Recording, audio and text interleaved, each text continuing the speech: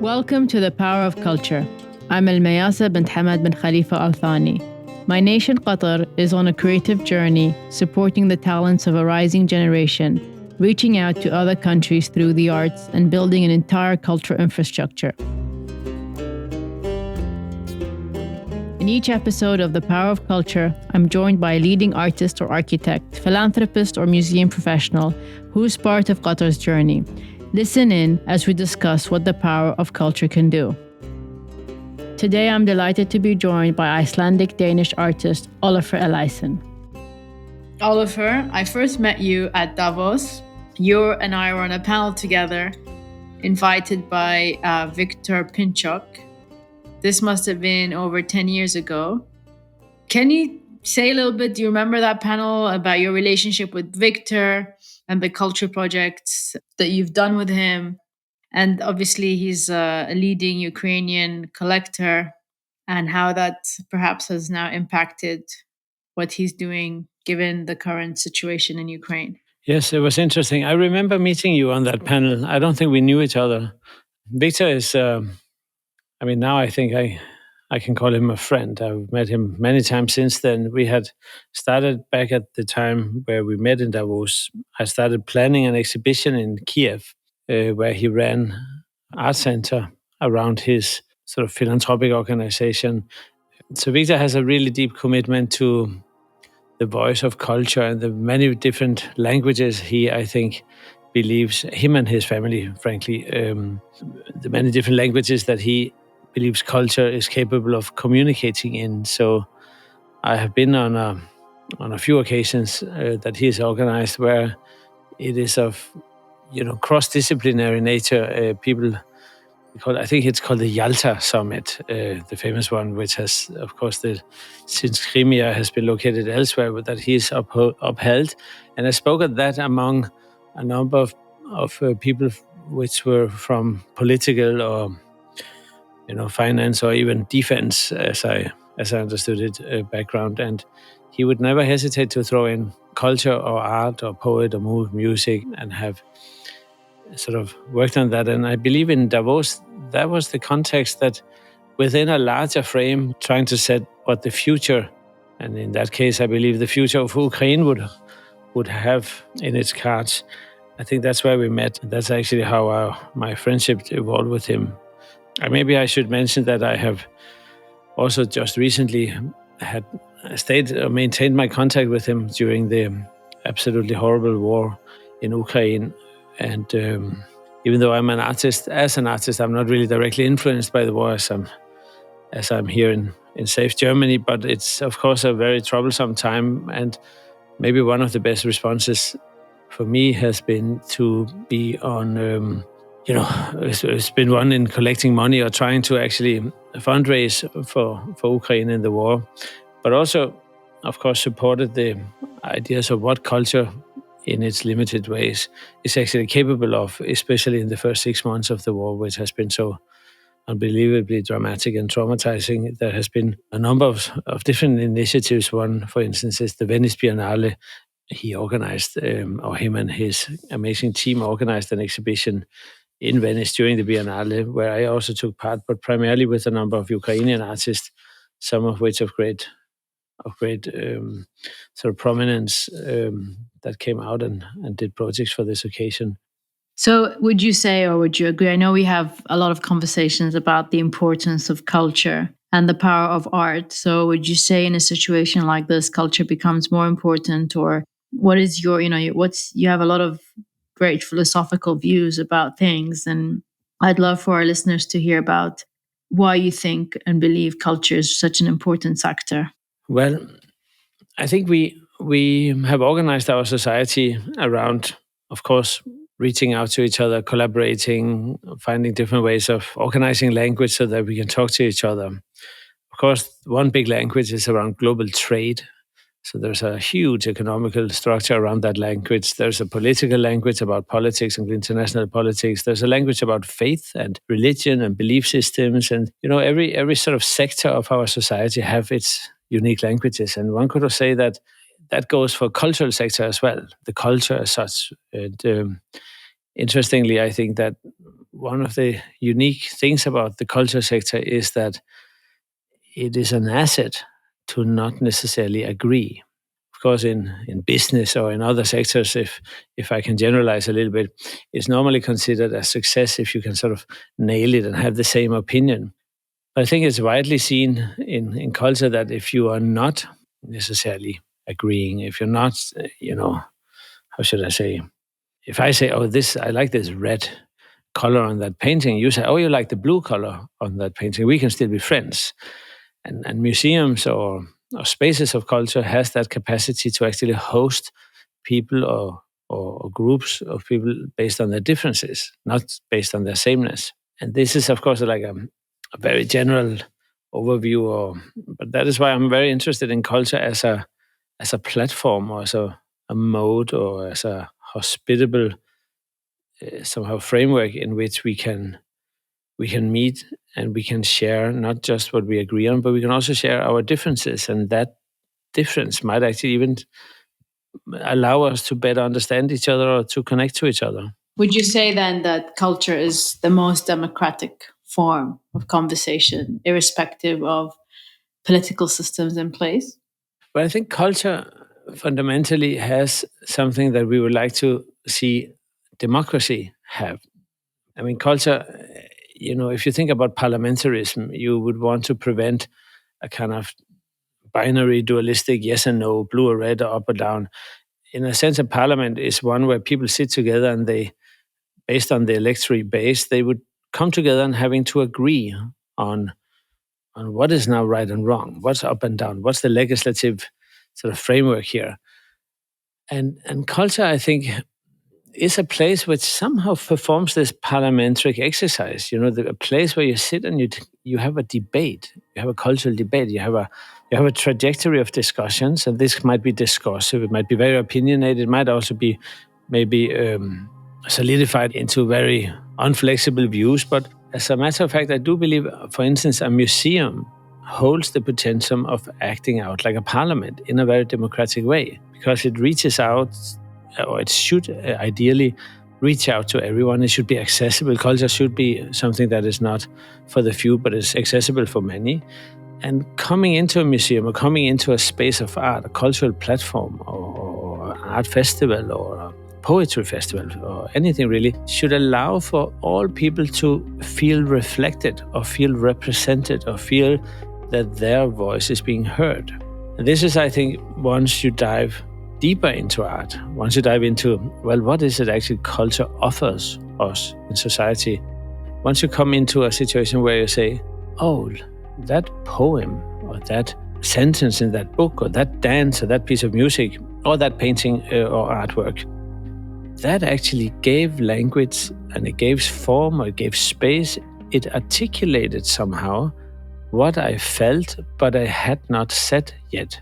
Because I just didn't, there was no place for me to say it, or I just didn't find a way to articulate it. So the greatest success, I think, with culture is once you leave a museum feeling that you had the chance of feeling seen, feeling met, or feeling heard. Something in the museum spoke on your behalf and not on your expense. And of course, I understand this is very privileged or highly idealized, but the principle is that I think culture is a space of listening to people of much more diverse backgrounds than, let's say, political or faith or trade or, security politics. And it's so difficult to actually find your own feet or find your own voice in many places. I hope that culture, should the institutional systems have the self-confidence to host what is it that in society is being unsaid and people want to say, and here is a platform, let's call it culture. Here's a place where you can say it, or it is being said and you can say it with them. It's a little bit like you and I, we discussed a while back the new museum you're doing with Aravena, the idea of hosting a great cultural institution such a museum. I think that one of the deepest potential of building a new museum is to be able to imagine what is not being heard in the future and we need to give it a space in which this can be heard. Does that make sense? Yeah. And I know you sit on our steering committee for the Aravena project, which is Alejandro and Elemental for the future art mill, which will consist of modern and contemporary art museum with the Arab art at the heart of it. Why do you think contemporary modern art today is important in our part of the world? Like, how does that allow us to engage in a global narrative? Well, I think that overall, we live in a society where the notion of where do I say what is difficult for me to say? Where can I articulate even things that I'm uncertain about? Where do I go when I'm doubtful, when I'm uncertain about things? Believing in things means that you might have things that you consider values, but sometimes we need to upgrade our values to synchronize with the times in which we live. We very often, and that goes around the world, we live by values that are maybe from the 50s or they are even older, and then we go through structural change that is like aligning the values with the times in which we live. For instance, with the climate crisis, we have, of course, only 20 years ago had a different view, or 40 years ago, a very different view, and 60 years ago, we didn't even know there was a climate crisis. So we're now constantly synchronizing the way we live with how we do and how to align our values with what we do to learn how to walk the talk, so to speak. And one of the sort of value synchronization systems is culture. Is, for instance, museums. Because a museum, I think, fundamentally holds the potential of offering you not just how is art valuable to the world, but also why is art valuable. And of course, why brings you in closer to the more existential questions of, why should I do this or that? Why should I believe in this or that? Or what does this matter to me? Or is it actually even worthwhile for me to pursue this in my life, or should I do that in my life? Where are the spaces in which we are allowed to ponder and to reflect and to find ourselves, or to drift, if you want?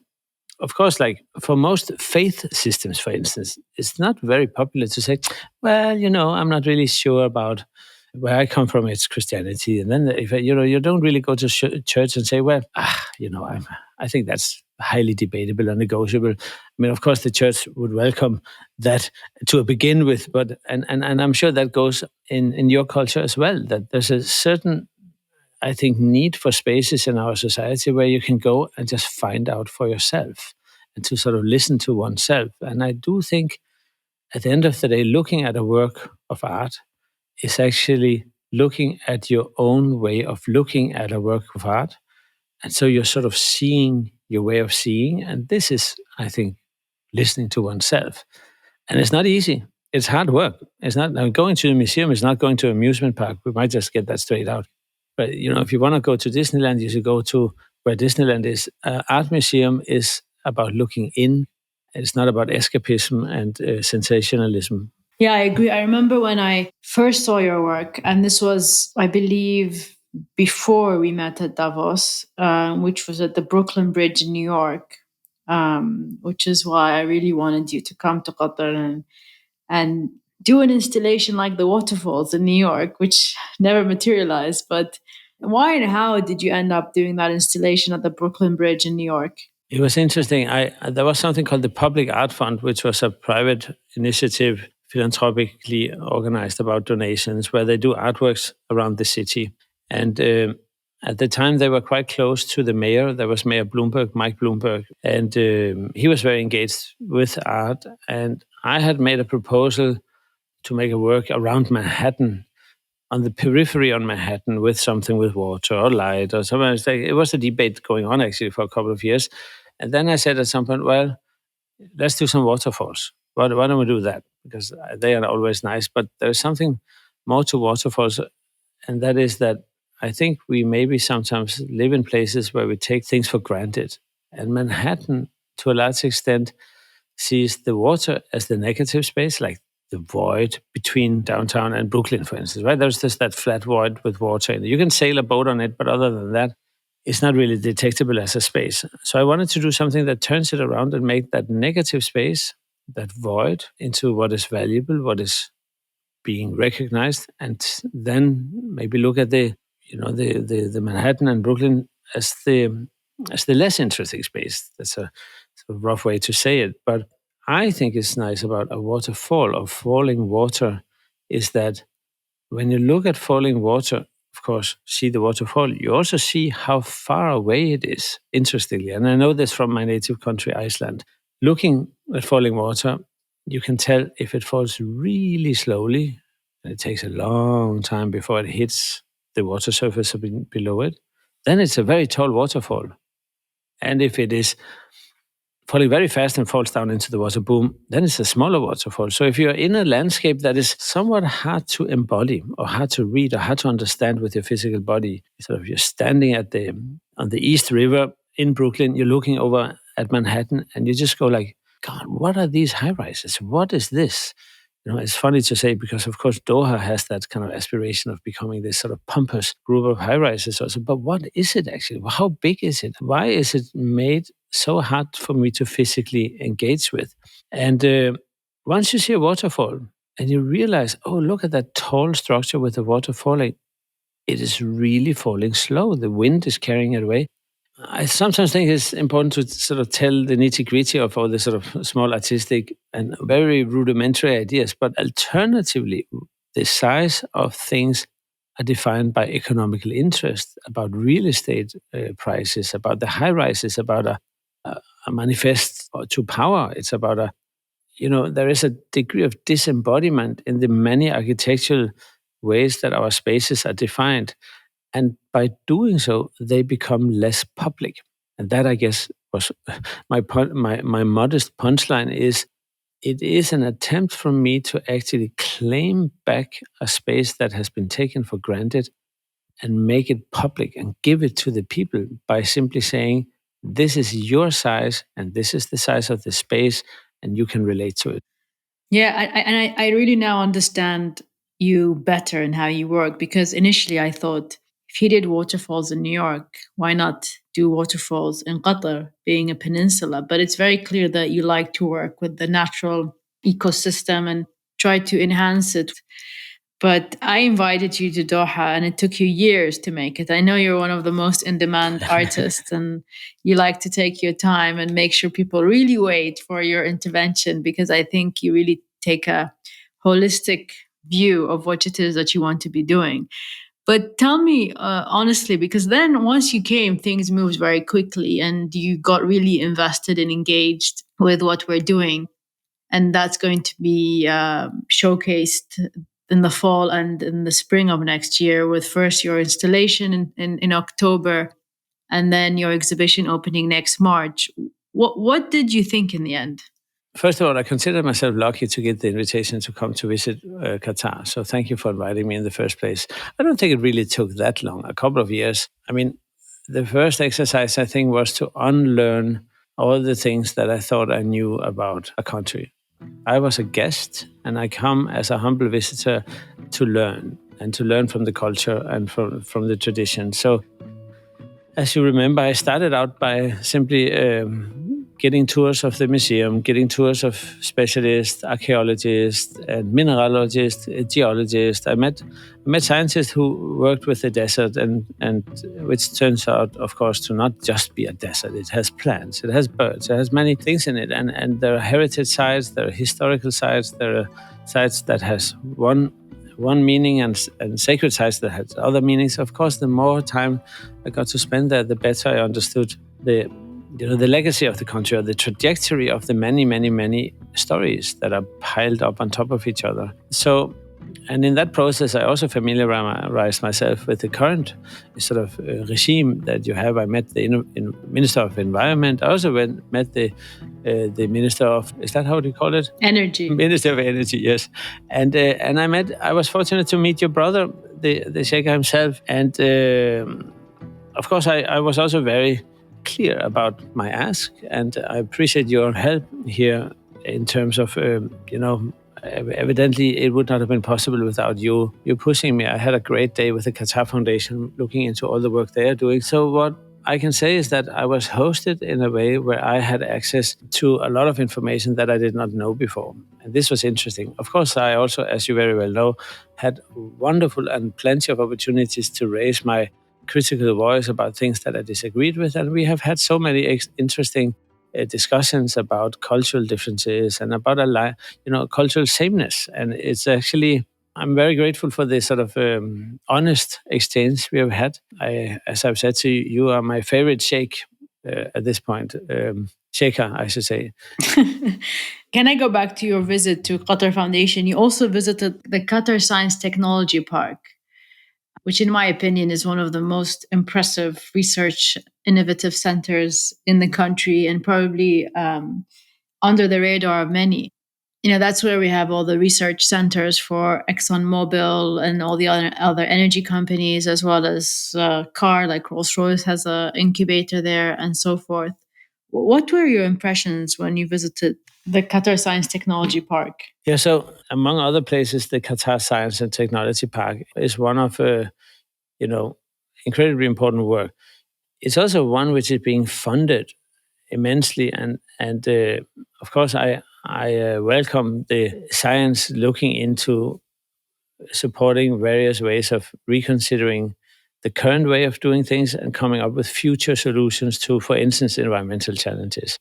The combustion engine is evidently going to die, and a fair amount of mobility in the world is going to change drastically. And the energy that is being provided to a large extent, but not only from the Middle East, is going to have to reconsider the way that it's being distributed according to the needs of mobility. So it's very interesting to visit these hubs who are actually trying to figure that out.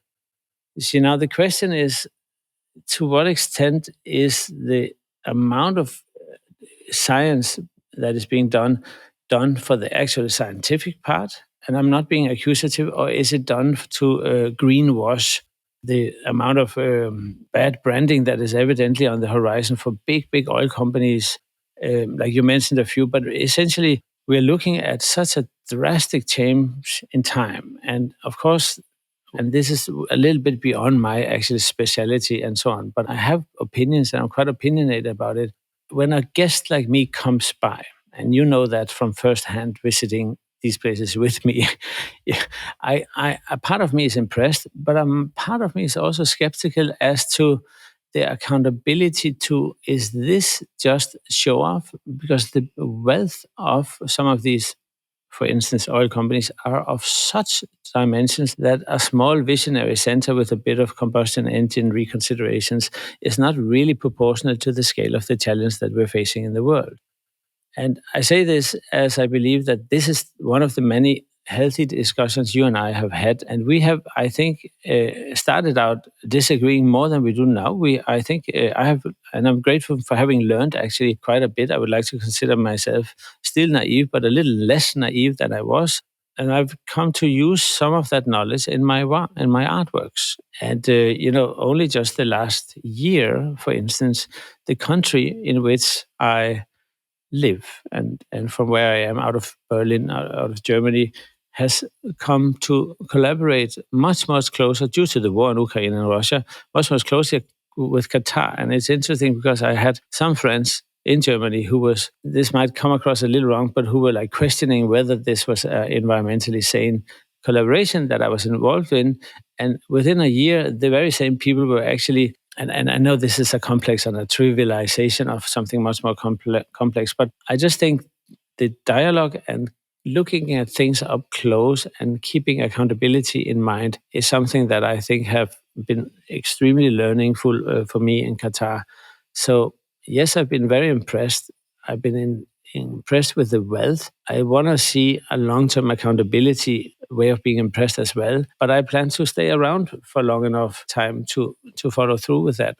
It's interesting. We have these discussions all the time because Qatar is, as you know, it used the wealth it got from the gas exactly yes. to transform its economy, and it continues to do so into a knowledge-based economy, investing heavily in reforms, education, culture, empowering individuals. The creative economy is high on our agenda. The environment, you met His Highness, my brother, the Emir of Qatar, who's always had the environment high on his agenda, with the solar plant now being the first that they've invested in. Because we have to understand priorities within the context. Yes. of the way a country is developing. Qatar had different challenges in the past, whether it's financial, whether they're political. But you as an artist, I think the breadth of your interests are really, really interesting. You include the embodiment of the environment within the natural habitat, and you've created a lot of artworks to address climate change and climate crisis at UN level events. And I believe you will be engaging in this conversation in the exhibition that you're planning at the National Museum. Yes, I would think so. I mean, the thing is, the climate crisis is a crisis of crisis. It's so unbelievably complex. And I work as an artist. So I come to this from the gaze, or with the gaze of an artist, with the interest. And I hold culture very high on its relationship to accountability. I think culture aims to, and sometimes mistakenly, hold the, what do you call it? It holds the moral high ground. And then again, it's actually not morally all that synchronized with its own values. So I'm not trying to, what do you call it, whitewash or greenwash myself here. But the point is, I do think that as an artist and as a person, I come with a responsibility in making the art that I do and having the conversations I'm having alongside with it. And sometimes they actually inspire each other, and sometimes I believe that I was in a discussion that I couldn't really answer, but I made a work of art that was my answer, and maybe longer term that became the response I came up with. Or sometimes it's the other way around. So I'm conscious that the whole role of the environment and the Middle East and the production of fossil fuel is a systemic one, which is not at all one that only lays in the hand of the Middle East. Evidently, all the cars driving around the world with the very same gasoline now, that is not, of course, from Qatar because it's liquid gas. But as a matter of fact, it does need a seller and a buyer to create an environmental challenge. So I understand that the country, having also better understood the recent history, the last 20, 30, 50, 100 years, that this is a very recently established country. And considering that, it's impressive how much that has already happened. And it's hard to talk this very generalizing way like I am now without coming up with specifics. And the specifics are hard to actually go into when we're not talking about something more specific, like a specific work of art. So maybe it makes sense to dive into discussing the artwork that I'm doing out in the desert. Yes, I was actually going to this question now about the new sculpture that you've created in the desert. I'd love for you to share with our listeners, the process of designing this work and why you chose a specific structure or sculpture. It's a constellation of repetition, and it would be great if you could tell us how you thought about it and what you hope the visitor will experience in engaging in that. Yeah, as we discussed earlier, I first came to visit. And in the visiting, I essentially came closer and closer to the ground. One could say that I came from high up in a plane, and then I landed, and then I, drove out into the desert. Then I had somebody help me to see, what am I actually standing on? What is this plant? What are these small holes for? What does the archaeologist say about the carvings in the rocks and so on? And gradually I realized that I'm not standing at what could be seen as an empty, barren landscape. No, I'm standing at a rich, incredibly full of information, dense landscape. It's not very easy to be if you don't have some water to drink, and if you don't have, well, let's say it's really hot. And it's interesting in that sense because it's on the periphery of what is human, sort of tolerable. Of course, historically, there's been plenty of settlements and people moving around because they were dressed right and they had a culture in which they learned how to deal with this heat and when to move and when to be out and in and moving at the night and resting during the day, for instance. So all of these things brought me to visit a few sites around the country, also considering accessibility and what is the journey. I didn't want to be too close to Doha, so it looks like a comfort journey, but evidently I wanted to be somewhat close to balancing something which has historical significance. So close to where the site is, there is both the old what do you call it, the fortress, and there's the UNESCO heritage sites with the Al Zubara, you mean the Al Zubara UNESCO World Heritage? yeah. So because there is a lot of newer structures, both structures that are industry structures around, for instance, the drilling of natural gas or liquid gas. And so when you drive around the country, there's these very different systems. There's a few villages. Some are very new, some are very modern, some are more, what do you call it? Summer camps, I almost said, but these summer tents that are there when people go live in them. So there's these very different structures.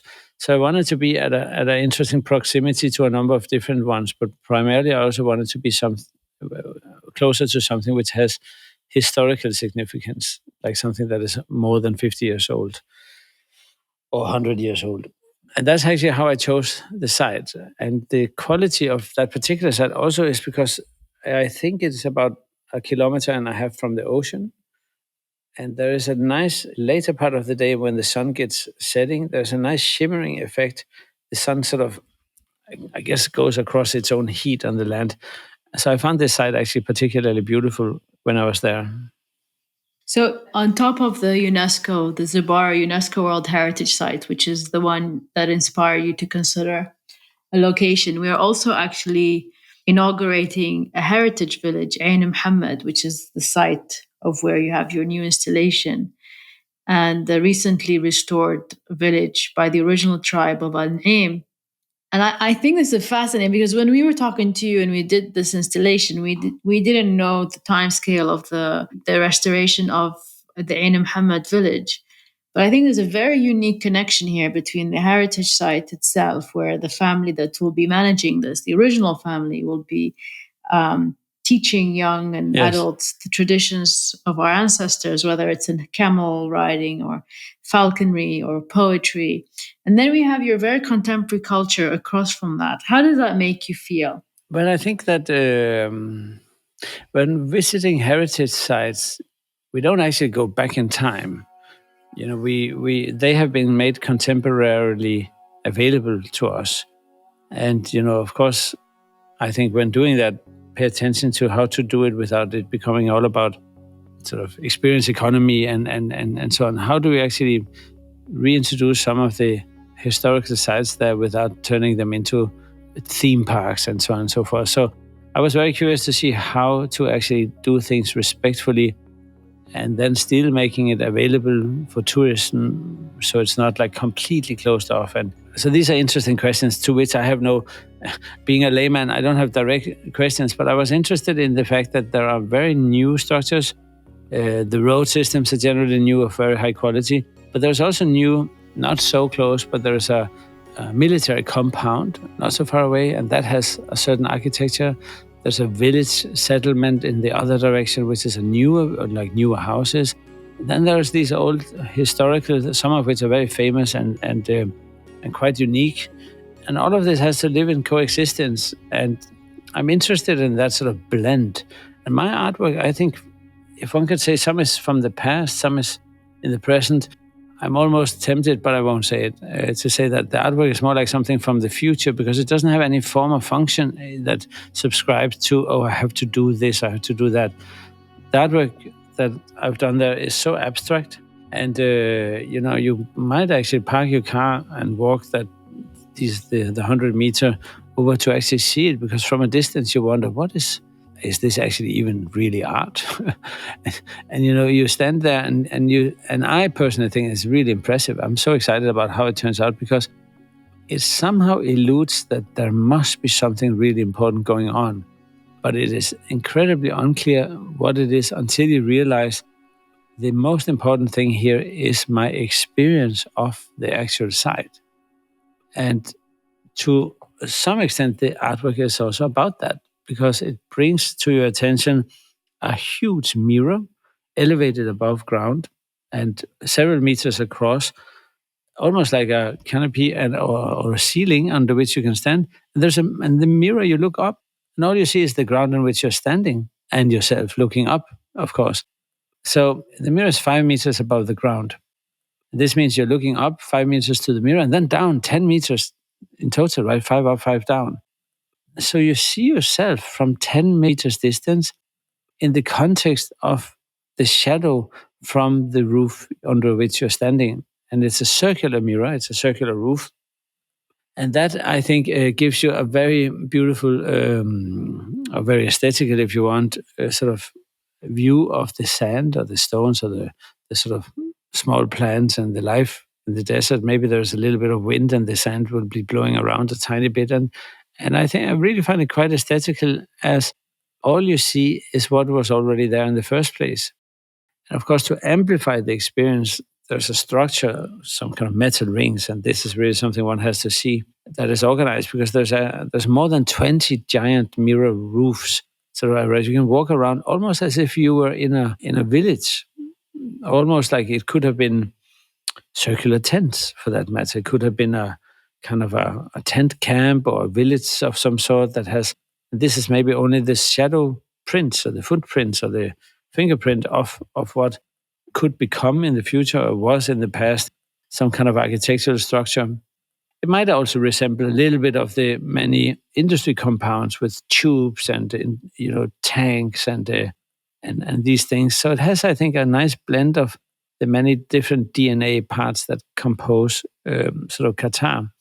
And most importantly, I think if you're there and you are there by yourself or with a few friends, it's really quiet. It's beautifully hot, but you're in the shadow and there's the wind sort of just whooshing over. And suddenly you see a little bit of bird life and plants, and the horizon is just completely shimmering.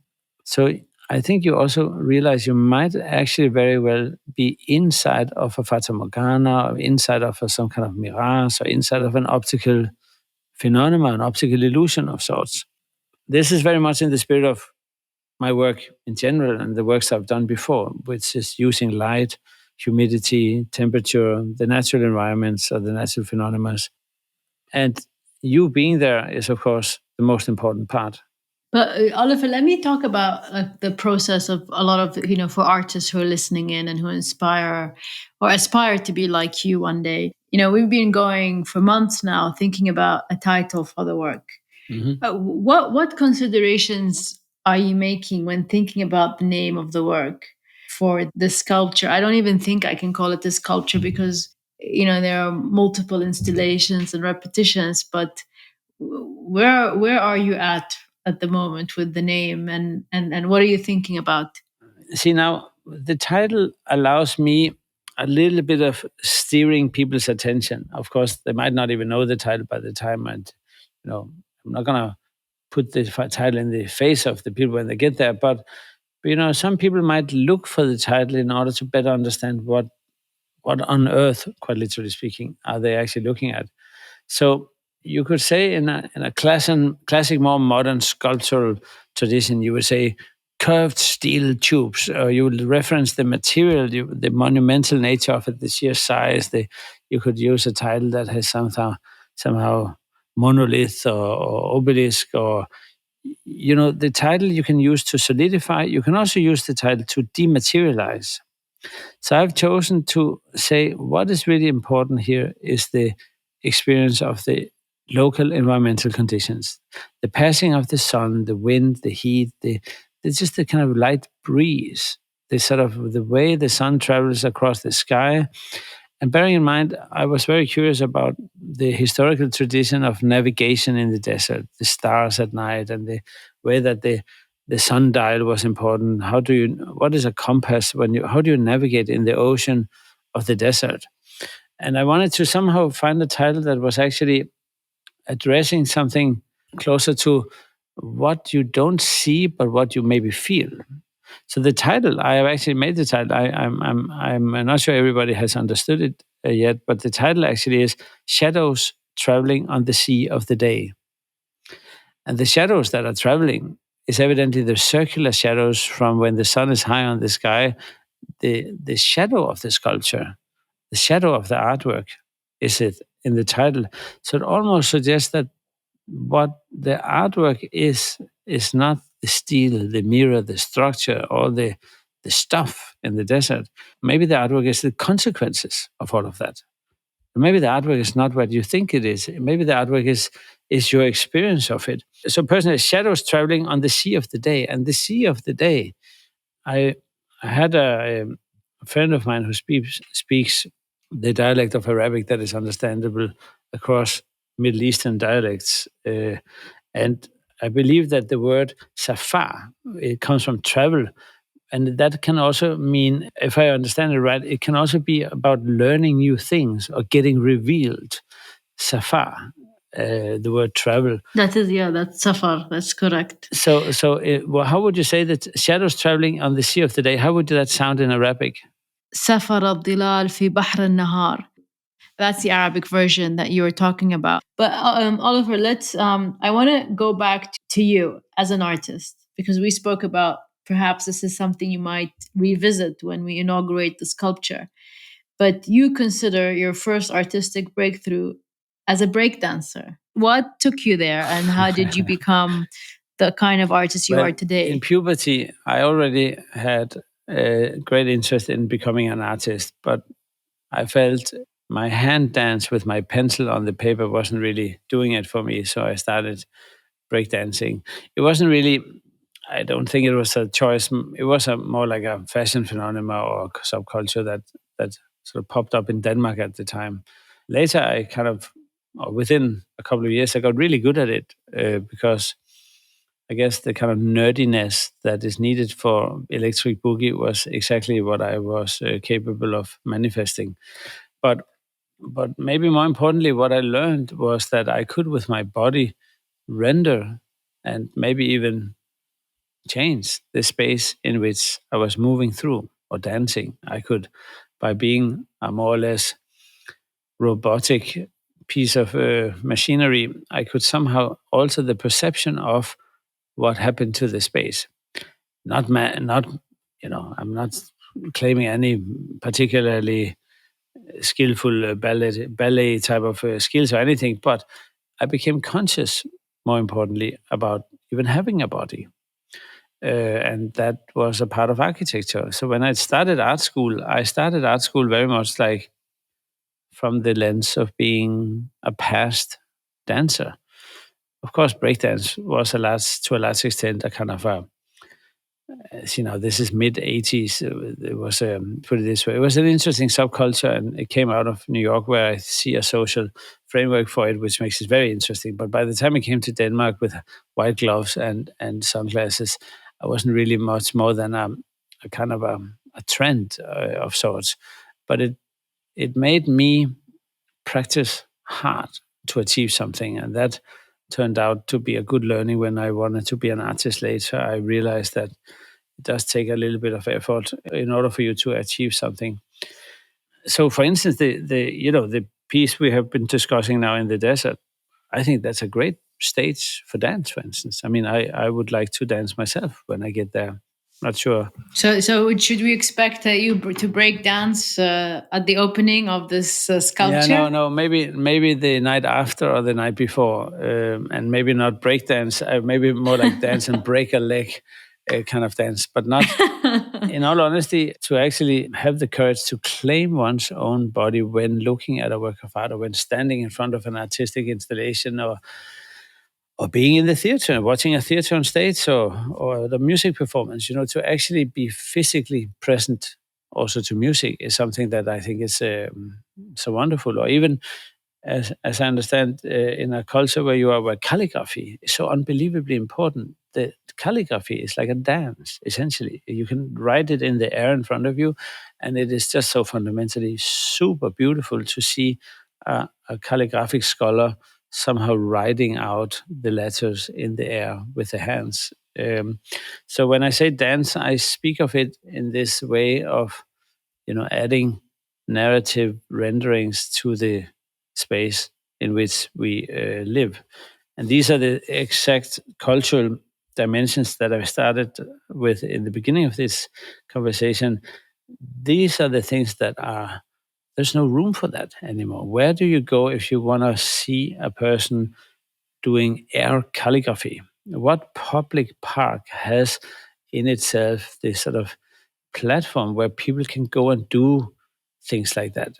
And that's why I think culture provides for, almost like civic spaces where we can live out the dreams that our otherwise hyper organized life doesn't really cater for. Thank you so much for your time. I appreciate it. Yeah, thank you as well. And let's catch up soon. Take care. Bye bye.